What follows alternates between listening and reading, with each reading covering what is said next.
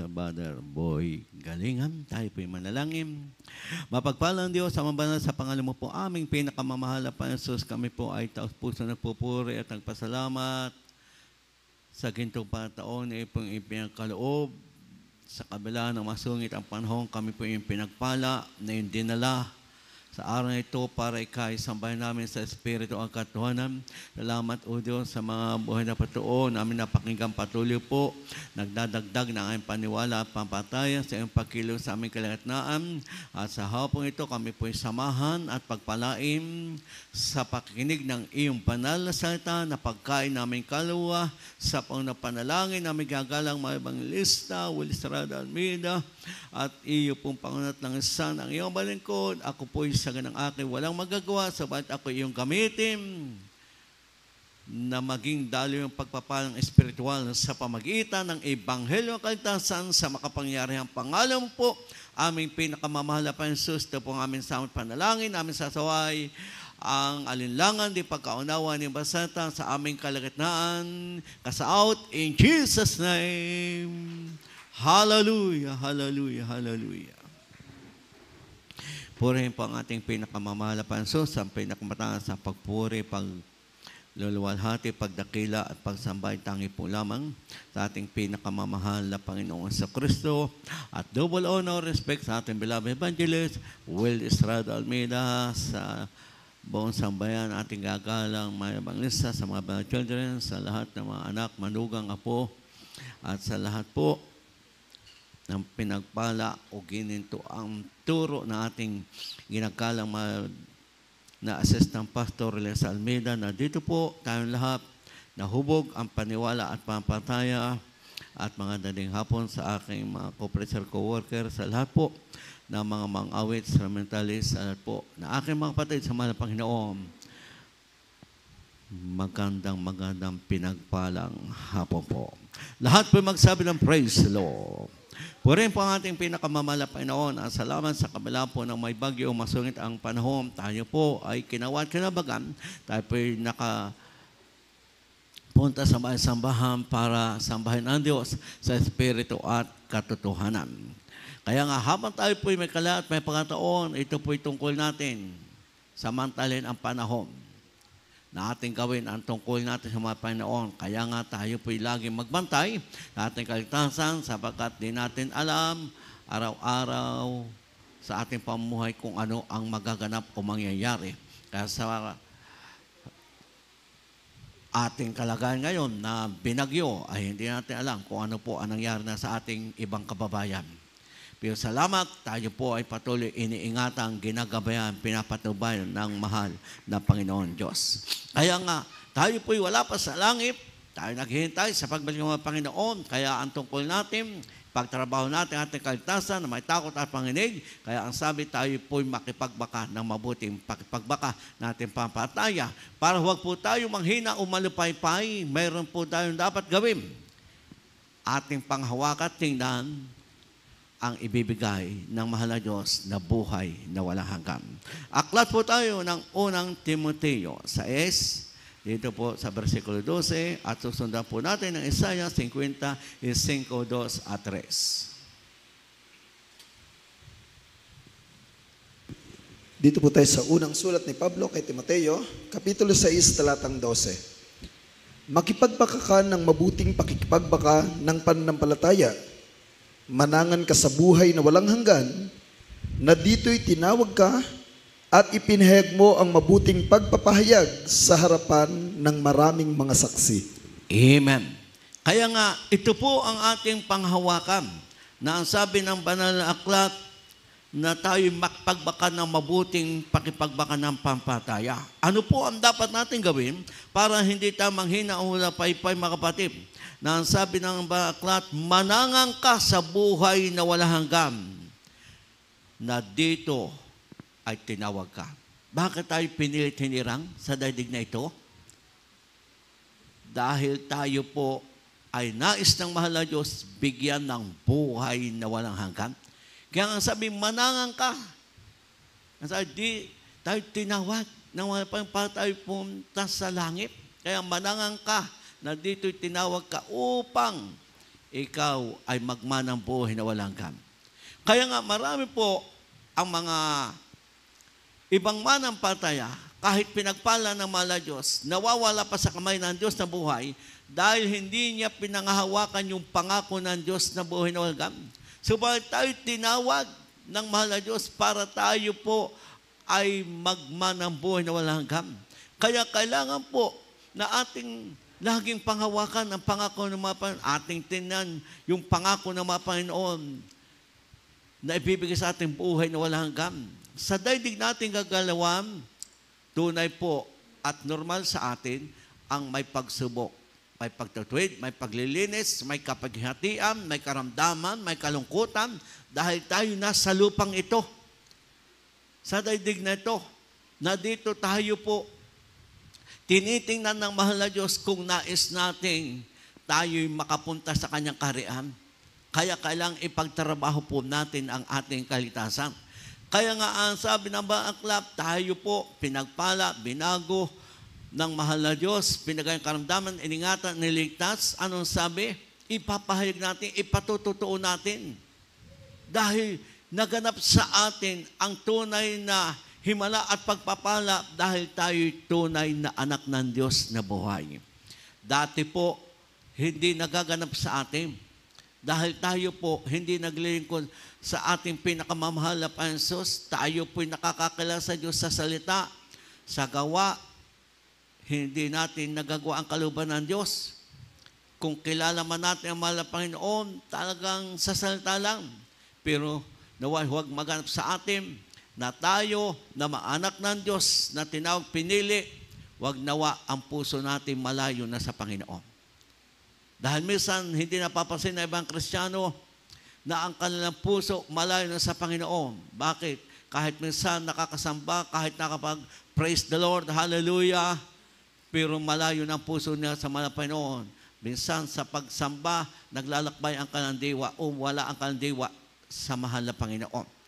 Iniisip ang mga kanilang naiwan o anumang kanila pong pag-aabalahang kinabukasan. Pero ang nasa mahal na Panginoon, kung ating mahal ang Diyos, ang sabi, iibigin natin ang mahal na Panginoon buong puso, buong kalakas, buong kaluluwa, buong lakas, buong pag-iisip, at sa araw ng pahambahan, lagi nawa, ibigay mo ang pagpuri, paglalahati sa dakilang pangalan ng mahal na Panginoon. Kaya nga para huwag tayo manghina malupaypay, anong sabi, manangang ka sa buhay na wagan, na dito ka tinawag. O ang liwanag mga kapatid, manangang ka sa buhay na walang na dito ka tinawag. Kaya ito po ang ating tungkulin, panghawakan po ang pangako ng mahal na Diyos. Kaya nga ang sabi, makipagbaka ang bawat isa atin na mabuting pakipagbaka ng pampataya. Ibig sabihin, ipagtrabaho po natin ating kalitasan. Kaya nga ang sabi ni Apostol Pablo, lubusin natin ang gawain ng ating sariling pagkaligtas na may takot at panginig. Matakot tayo mga kapatid na mawawala pa sa Diyos na buhay. Matakot tayo na tayo po minsan ay nanghinalupaypay, hindi pa natin tinutulungan ang ating sarili para tayo po'y mawala sa kalagayan ng hihina o tayo ng lupaypay. Dahil sa panahong ito, ang tungkol natin lahat, kung nadadapa, tayo po ay bumangon. Yan ang tungkol natin. Kung tayo nanghinalupaypay o nadadapa, tayo magpilit bumangon. Pero magagawa natin ito kung tayo'y tatawag sa mahal na Diyos. Amen? Ating tandaan, mga kapatid, sa panahon ni Apostol Pedro, nung siya ay pinalakad ng mahal na Panginoon, sa ibabaw ng tubig, nang tingnan niya ang malakas na hangin o alon, di ba, unti-unti siyang lumulubog.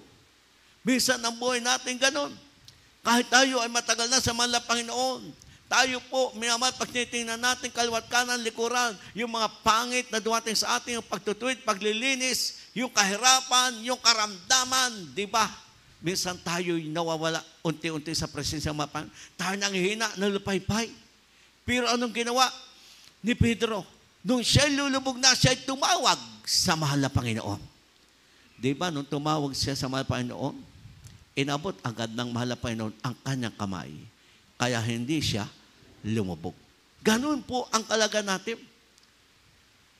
Pag tayo ng hinalpaypay, tayo ang magsisikap, magpipilit, tulong ang ating sarili, at tayo lalapit o tatawag sa mahal na Diyos. Dahil ang lahat na minsan dumating sa ating buhay, hindi nga minsan natin makaya labanan o malampasan o ma-overcome. Pero ito'y kaya natin pag tayo tumawag at lumapit sa mahal na Panginoon. Kaya sa ating buhay sa daigdig na ito, tayo po ay tinawag, pinili at pinagpala na dati ang ating gawa, mapapahamak tayo. Ang ating oras, ating panahon, ang ating pira, ginugugol natin sa hindi nakakatulong o nakakabusog sa atin. Pero ang panawagan ng mga pambilang tayo ngayon, anak ng Diyos na buhay, makinig ka, lumapit ka sa Panginoon, at mabubuhay ang iyong kaluluwa, at kumain ka, at mabubusog ka sa katawan. Ibig sabihin, pagpapalain ka mga pag ginawa natin ang kanyang kalooban. At kung ang ating napapakinggan, ating i-apply sa ating buhay, tunay po, hindi ka na mawawala kailanman sa kamay ng Diyos na buhay. Aklat po tayo ng Isaiah para inyo pong maunawaan.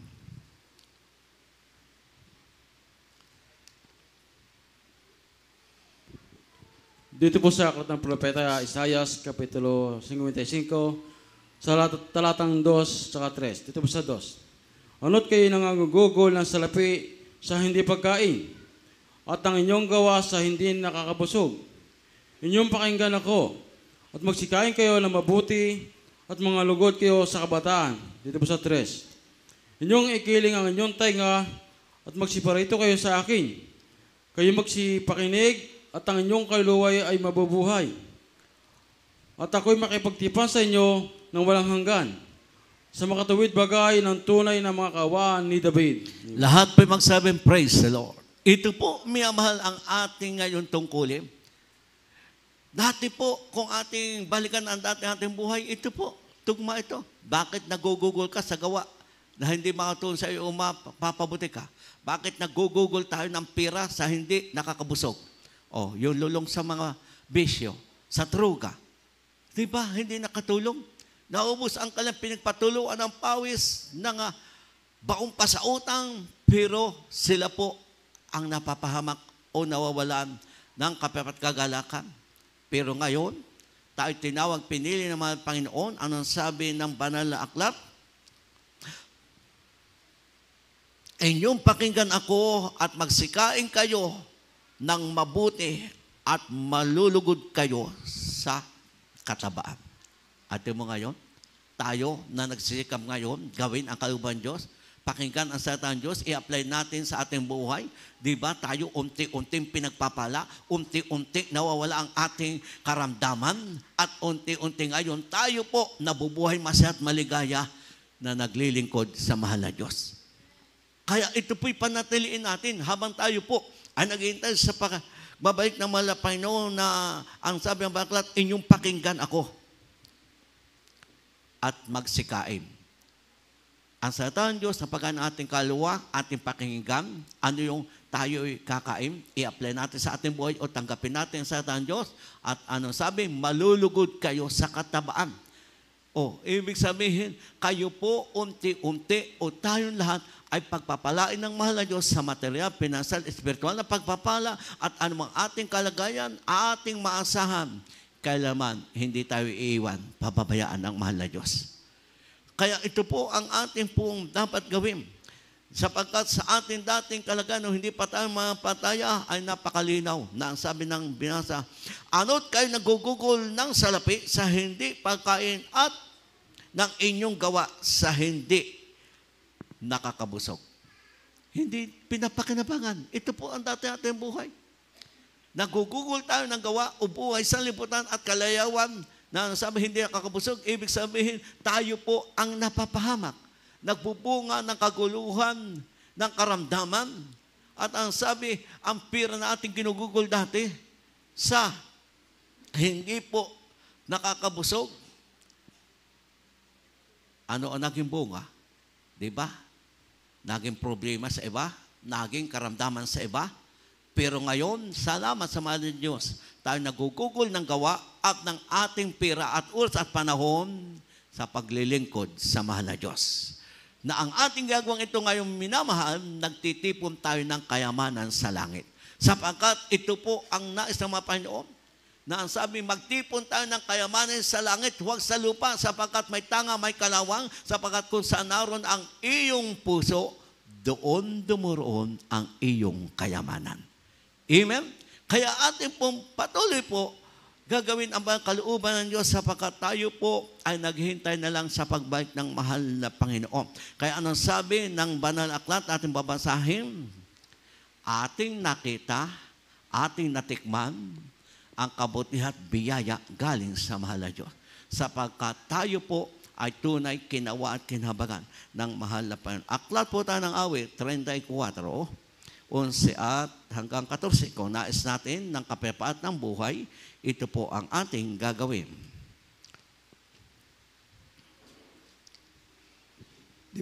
Dito po tayo sa aklat ng mga awit, Kapitulo 34, talatang 11 hanggang 14. 11. Magsiparito kayo, kayong mga anak, dingginin niyo ako, aking tuturuan kayo ng pagkatakot sa Panginoon. Sinong tao ang nagnanasa ng buhay at umiibig sa maraming kaarawan upang makakita siya ng mabuti? Ingatan mo ang iyong dila mula sa masama at ang iyong mga labi sa pagsalita ng karayaan. Lumayo ka sa kasamaan at gumawa ka ng mabuti. Hanapin mo ang kapayapaan at habulin mo. Amen. Lahat magsabing praise the Lord. Ito po ang atin dapat gawin habang tayo naghihintay sa pagbalik ng Panginoon. Ang sabi ng aklat, magsiparito kayo, mga anak, at dingginin ninyo ako. Aking tuturuan kayo ng pagkatakot sa Panginoon. Kaya lagi nananawagan ang mahal na Diyos at sa araw ng panambahan, ano sabing magsiparito, ating pong gawin ang tungkol natin na tayo po ay laging nadoon sa pagkakatipon ng mga anak ng Diyos sa panambahan. Para ano? Magkaroon tayo ng takot sa Diyos. Kaya nga yung pabaya sa kaligtasan, ayaw pong pagsikapang makadalo kahit kayang dumalo, ayaw pagsikapang pahalagan ang bawat yugto na magawain. Tumagal na sa bilang ng taon at ng edad niya, wala pa rin takot sa Diyos. Dahil hindi niya naunawan o ginagawa ang kalooban ng Diyos. Kaya ang sabi ng mahal na Panginoon, magsiparito kayo, kayong mga anak at dinggin. Tuturuan ko kayo ng pagkatakot sa Panginoon. Kaya nga pag hindi natin pinagan ang bawat bahagi yugto ng magawain, hindi po natin mauunawa at hindi natin matututuhang magkaroon ng takot sa Diyos. Pag tayo may takot sa Panginoon, magagawa natin ang kanyang kalooban at tayo po ay makakalakad sa panibagong buhay na tayo po ay gagawa sa kalooban ng Diyos lamang. Kaya ang sabi po ng 12, sinong tao ang nagnanasa ng buhay at umiibig sa maraming kaarawan upang makakita siya ng mabuti? Lahat ng tao, pag tinanong mo, ayaw mamatay. Mapira yung talagang hindi na kaya ang naramdaman sa pisikal na katawan. Pero kung nais natin ng buhay, ang sabi ng mahal na Panginoon, at umibig sa maraming kaarawan ng iyong buhay, ang sabi ng mahal na Panginoon, at makakakita ka ng mabuti, ingatan mo ang iyong dila mula sa masama at ang iyong mga labi ng pagsasalita ng karayaan at lumayo ka sa kasamaan at gumawa ka ng mabuti at layuan mo ang kasalanan.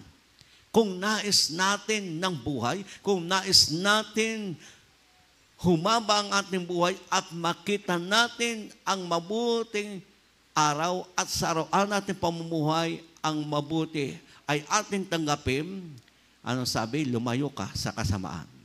Ingatan mo ang iyong dila sa pagsalita ng masama.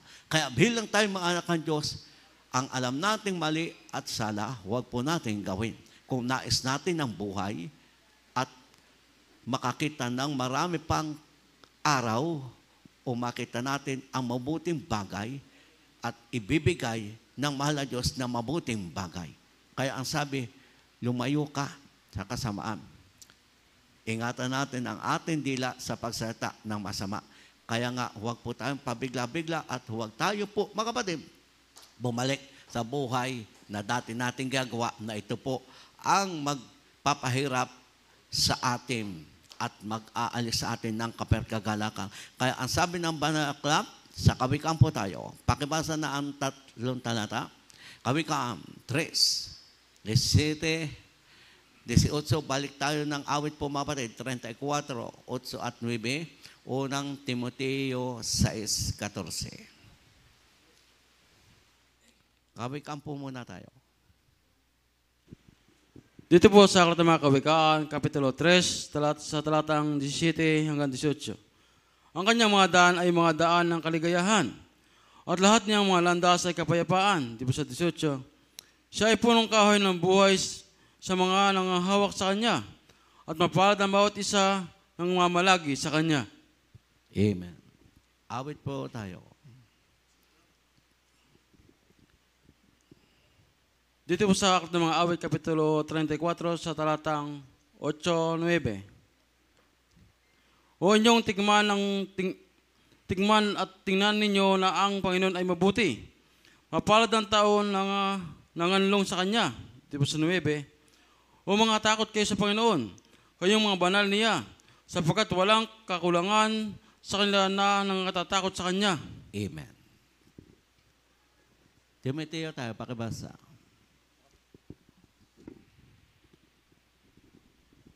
Dito po tayo sa unang sulat ni Pablo kay Timoteo, Kapitulo 6, talatang 14. Natuparin mo ang utos na walang dungis, walang kapintasan, hanggang sa pagpapakita ng ating Panginoong Hesukristo. Amen. Lahat po magsabing praise the Lord. Kaya nga malinaw po mga kapatid, pag tayo po ay nakipagbaka ng mabuting pakipagbaka ng pampataya at pinanghawakan natin na tayo tinawag upang magmamabuhay na walang hanggan, ito po ang atin dapat gagawin. Kaya ang sabi ng Kawikaan na ating muling binasa mga kapatid, ang kanyang landas ay mga daan ang kanyang landas mga kapatid ay kaligayahan at lahat ng kanyang landas ay kapayapaan. Siya ay punong kahoy ng buhay sa mga nanghahawak o nanganganlong sa Kanya. Sino ang magbibigay ng kapayapaan at kagalakan? Siya ang magbibigay sa atin ng buhay na masaya at maligaya. Sa landas ng mga Panginoon at sa katuwiran ng mga Panginoon, tayo may buhay. Tayo ang makikinabang, tayo ang pagpapalain. Kaya ang dapat natin gawin, tayo po lahat magsikap, magpilip, tayo manatili sa kalooban ng mahal na Panginoon. Kaya ang sabi ng mga aklat, napakalinaw mga kapatid, ng 8 at 9 ng ating binasa sa awit mga kapatid. Ang sabi dito, o inyong tikman at tingnan ninyo na ang Panginoon ay mabuti, mapalad ang tao nanganganlong sa Kanya. Di ba mga kapatid, kung ating balikan ang dati nating buhay at ngayon, anong sabing tikman at tingnan ang Panginoon mabuti? Di ba? Sa ating paglingkod sa mga Panginoon, ating natikman o naramdaman, ating pong nakamit ang biyaya at pagpapala ng mahal na Panginoon. O kaya ang sabi, tikman, tingnan. Ano yung tingnan? Bulay-bulayin mo, isa-isahin mo yung ginawang mabuting bagay ng mahal na Diyos, lalo kung ikay nasa pagsubok o nasa kawalan o nasa pagtutuwid o paglilinis. Tingnan mo na ang mahal na Panginoon kailan may mabait at mabuti. Kaya nga ating po mga kapatid, tingnan lahat ng mabuting bagay na ginawa mga Panginoon para wag tayong manghina malumpaypay. Ating natikman na ang biyaya at pagpala kabutihan ng mahal na Panginoon, ating naramdaman na, ating tinanggap na, manatili po tayo sa Panginoon sapagkat tayo po ang pagpapalain ng mahal na Panginoon. Kaya nawa ang sabi ng mahal na Panginoon, tayo po'y matili na may takot sa Panginoon. Para tayo po'y matili, gagabi patnubayan ng mahal na Panginoon. Kaya ang sabi, matakot ka sa Panginoon, kayong mga banal niya, sapagkat walang kakulangan sa kanila na natatakot sa Panginoon. Lahat magsabi, praise the Lord. Paano tayo supplyan at hindi magkulang ka sa araw-araw yung pamumuhay?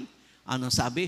Matakot kayo sa Panginoon. At sa lahat na natatakot sa Panginoon, walang kakulangan sa inyo dahil kayang ibigay at kayang isupply ng malapan lahat ng ating pangailangan. Tayo kayang ingatan mga Panginoon sa daigdig nating gagalawan dahil ang taong may takot sa Diyos, kailanman di kayang iwan at pabayaan ng mahal na Panginoon.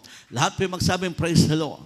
Kaya nga tayo po lahat tinawag, pinili para tayo magmana ang buhay na walang hanggan, mayroon dapat tayong gawin. Habang tayo po ay nasa daigdig na ito, na sabi ng 6:14, tuparin mo ang utos ng Panginoon, walang dungis, walang kapintasan, hanggang sa pagpapakita ng ating mahal na Panginoon Kristo. Tayo lahat po ang kinakausap sa salita ng Diyos. Tuparin natin ang utos ng Panginoon, walang dungis. Ibig sabihin, pagpilitan, pagsikapan, gawin lahat. Wala kang pipiliin hanggang bumalik ang mahal na Panginoon para tayo po ay magmana ng buhay na walang hanggan.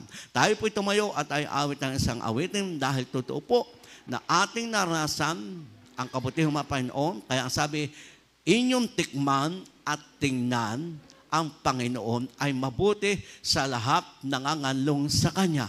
Kaya kung tayo manatili sa Panginoon at may takot tayo sa Panginoon, ating patuloy maranasan at matatanggap ang kabutihan ng mga Panginoon at biyaya at pagpapala ng mga Panginoon dahil tunay po mga kapatid, ang Diyos natin kay buti-buti sa atin.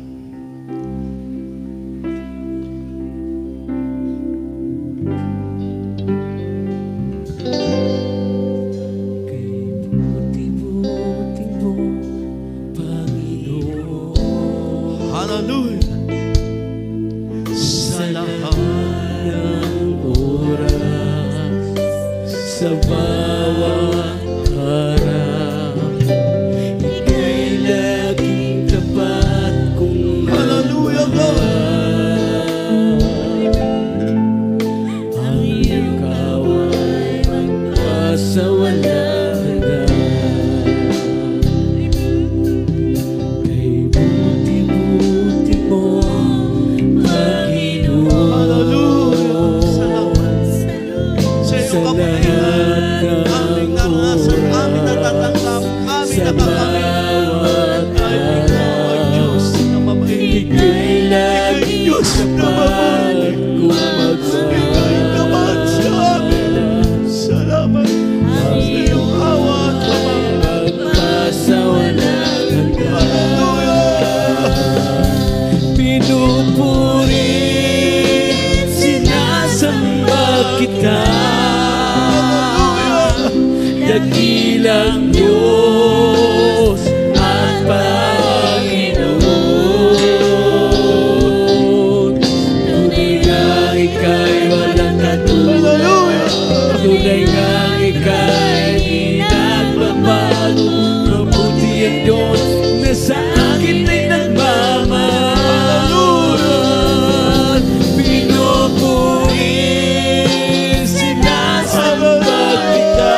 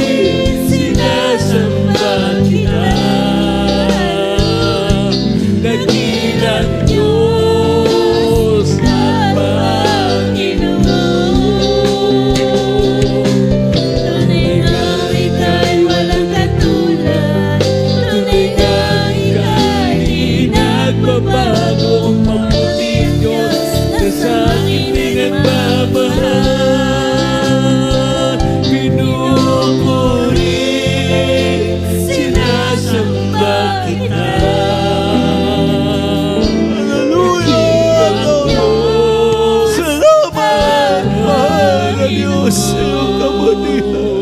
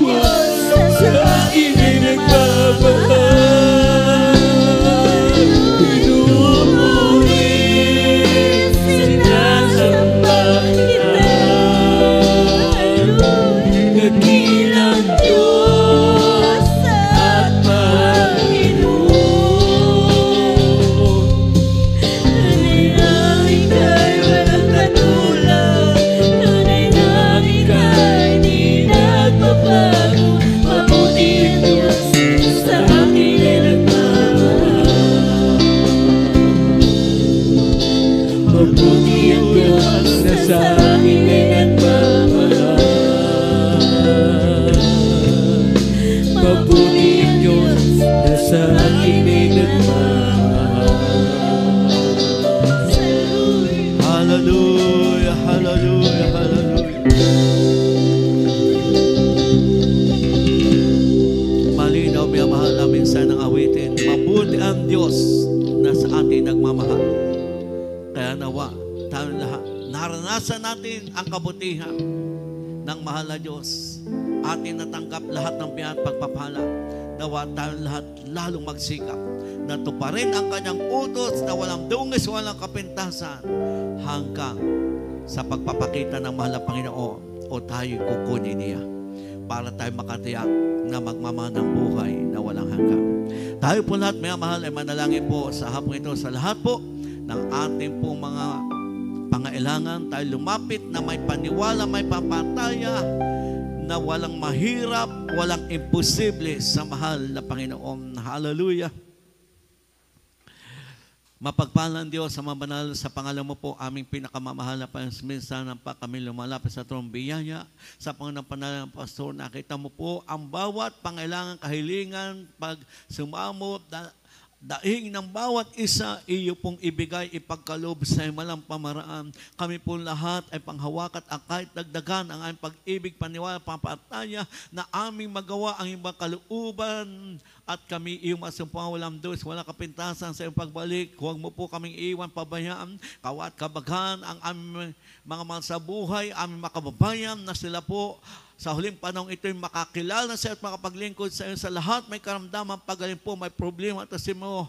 Hallelujah. Ang mga pagsubok niya, kaharap nila, naway ka na malampasan. Iyo pong pagpalay ng bawat isa sa material, pinansyal, espiritual na pagpapala. Iyo po, Panginoon, gamitin ang bawat isa, instrumento sa kalitasan ng aming mga saboy, ng aming mga kababayan. Alsin mo po, mga panghina, palupaypay, hadlang at balagad sa paglingkod. Ikaw mag-supply, mag-provide ng pangailangan ng baglisya ng iyong mga anak. Iyo po, Panginoon, pagpalay ng bawat isa ang makursada, anniversary gaganap at gaganapin pa, magligtas ka po ng maraming kalwa sa pangunang panalangin namin gagalang mga ebanglista. Ito po ang aming sama panalangin. Amen and amen. Hallelujah. May abal ang ating pong isang kamay sa ating ulo at ang ating kalawang kamay sa parte ng ating katawan. May karamdaman kung ang hinalupaypay, kalawang kamay po ang nakataas sa ating Elias po, ating mga sarili at sawayin ang lahat ng udyok na gawa ng masamang espiritu sa ating buhay. Hallelujah!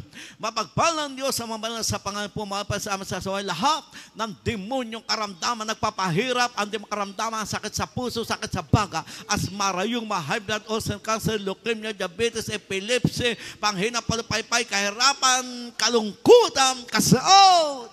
In Jesus' name, kismoker at kuhulik lahat ng karamdaman sa pisikal na katawan, lumayas ka sa pangalan, kasaot, bihil, in Jesus' name. Hallelujah, hallelujah. Amen po rin po ang ating pinakamamahal na Pansos. Tayo po muna, may mahal, ay tatanong, 3 pieces, shout, hallelujah, praise the Lord, galing sa puso, may mahal. Hallelujah, Pastor. Hallelujah, Pastor. Hallelujah. Praise the Lord. Purihin po ang ating mahal na Panginoon. Hindi po natin ilapit ang ating sarili. Sino po tayo na tayo ay akuin ng mahal na Diyos ang kasalanan? Dapat tayo po ang parusahan. Kaya habang po ibibigay ang tinapay at Christmas kapatid, tayo aawit po Nasa awitin, sino?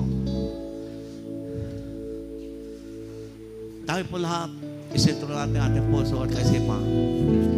Dahil tayo lahat, ang kailangan po, lumapit sa ating gawin ang kanyang kalooban. Sa pag-ibig mo, Hallelujah! kasalanan ko, katauhan, ang iyong Hallelujah! inuusan Doon ay may mahal. Sino ang may tumpas at papagbigay ng sakripisyo na hindi kaya lumpasan ang tao, kundi ang mahal na Diyos lang. Patubos ang ating mga kasalanan. Dahil tayo mahal na Diyos. Dahil pinili niyo para tayo mapanampalan. Kaya ginawa na mahal na Diyos. Tumusin ang ating kasalanan sa krus na Kalbaryo. Salamat, Panginoon, Hallelujah! sa pag-ibig mo. Salamat sa iyong pagmamahal. Kasalanan, mahal na Diyos. Katauhan, ang iyong dugo at ang iyong asmo. Muli ka mahal na Panginoon. Kapatawaran mo'y isinagawa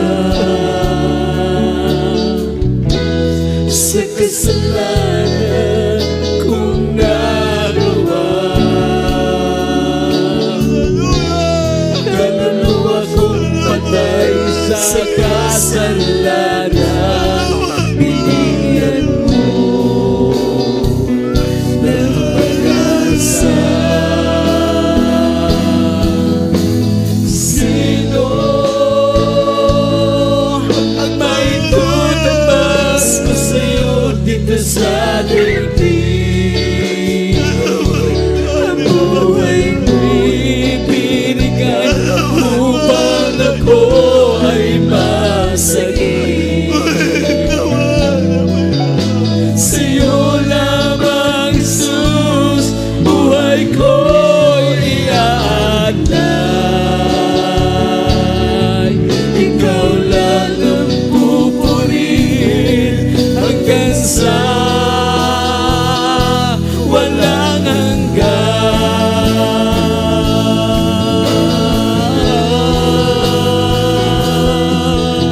Sino ang may tutumbas ko sa'yo dito sa daigdig? Ang buhay mo'y ibinigay upang ako ay magsagip. Sa'yo lamang, Jesus, buhay ko'y iaalay. Hallelujah! Purihin ka. Ang bawat sa atin, walang may tumpas.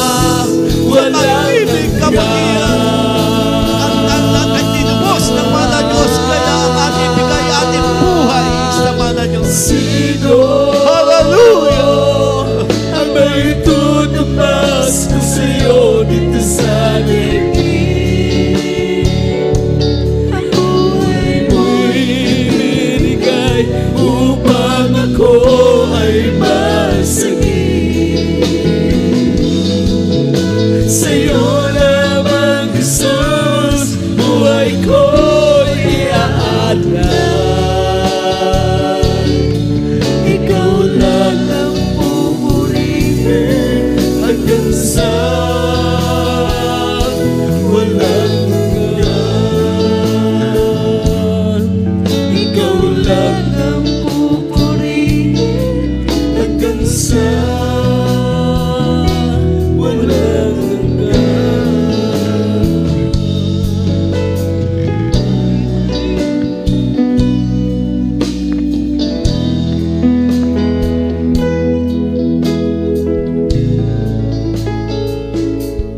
Hallelujah! Hallelujah!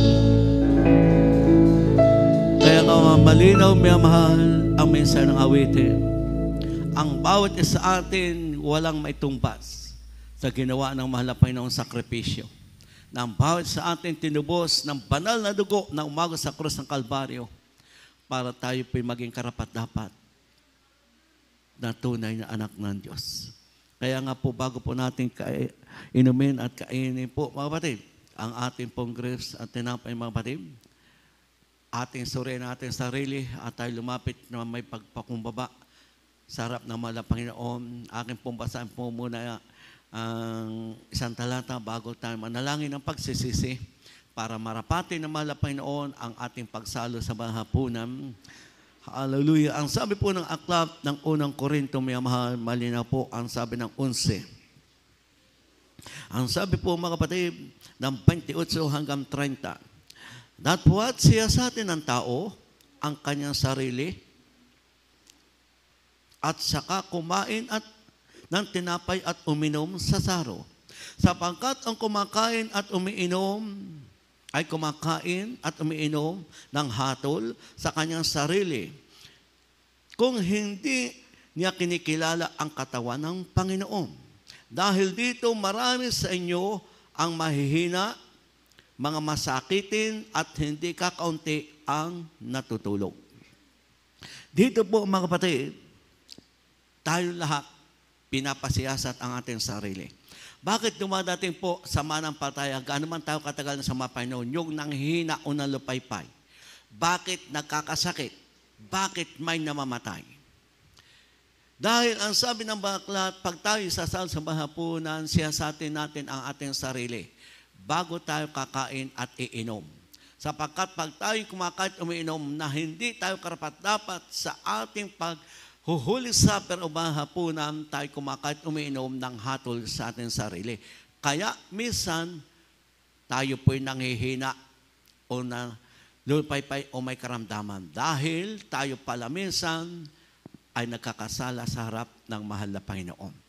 Kaya nga, tayong lahat ay hihingi ng awa at habag ng kapatawaran sa mapansapat. Sabi ng unang Juan, 1:8 at 9, kung sasabi ng sino man siya iwang kasalanan, dadaya niya ang kanyang sarili. Subalit kung ating ipahayag ang ating kasalanan, siya'y tapat at banal, lilinisin tayo sa lahat ng ating kalikuan at patatawarin. Kaya ang kailangan po natin, tayo po'y manalangin ang pagsisisi. Tayo po, mga kapatid, ay manalangin lahat ng pagsisisi at tayo nawa ay kalugdan ng mahal na Panginoon sa ating pagsalo sa ating Holy Supper o banal hapunan. Mapagpalang Diyos sa mabanal, sa pangalan mo po, aming pinakamamahal na Panginoon. Sa hapong ito, sa panalangin namin ginagalang mga ebangelista, patawarin mo po kaming lahat sa aming pagkulang, pagkasal, pagpapabaya. Igawad mo po ang pagpatawad at marapatin mo po ang aming pagsalo sa banal hapunan na iyong ipinag-uutos. Mahal na Panginoon, nawa kami lalong maging karapat-dapat sa iyong harapan at makapaglingkod na may katapatan hanggang sa iyong pagbabalik. Sa pangalan mo po aming pinakamamahal na Panginoon, ito po ang aming samot panalangin. Hawakan po natin, mga mahal, ang ating pong tinapay na simbolo ng katawang binayubay o sinibap ng mga taong mga makasalanan. Kaya ang sabi po ng 24, at ang siya'y makapagpasalamat ay kanyang pinagputol-putol at sinabi, ito ay aking katawan na pinagputol-putol dahil sa iyo. Gawin niyo ito sa pag-alaala sa akin. Kainin po natin ang tinapay. Hallelujah.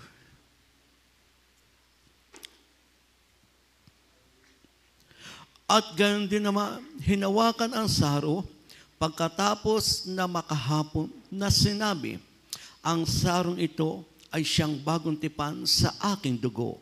Gawin niyo ito sa tuwing kayo'y magsisiinom sa pag-alaala sa akin. Inumin po natin.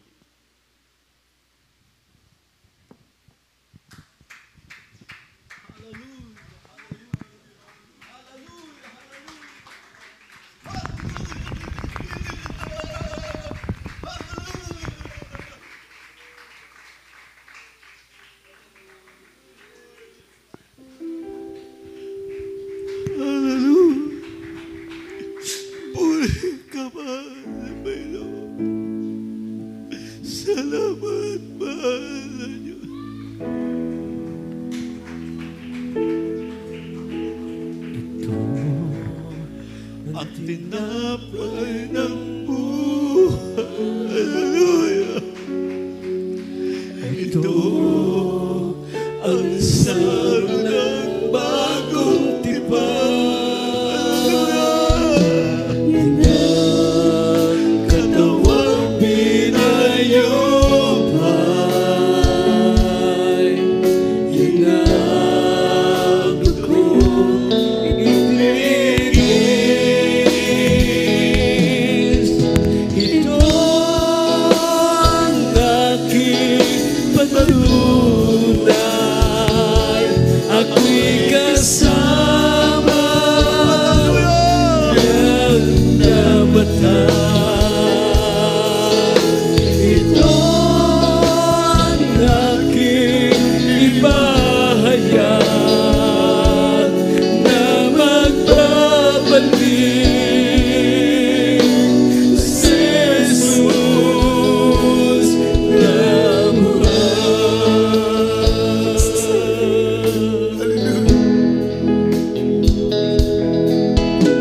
ito ang tinapay ng buhay. Ito ang sarap ng bagong tipan. Hallelujah! Purihin ka, mahal na Diyos. Salamat sa iyong pag-ibig sa amin. Yan ang dugong itinigis. Ito ang aking patunay. Ako'y kasama niyang namatay. Ito ang aking ipahayag na magbabalik si Jesus na buhay. Ito ang aking patunay. Ako'y kasama niyang namatay. Ito ang aking ipahayag na magbabalik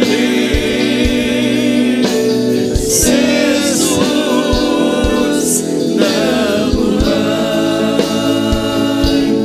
Na magbabalik si Jesus na buhay.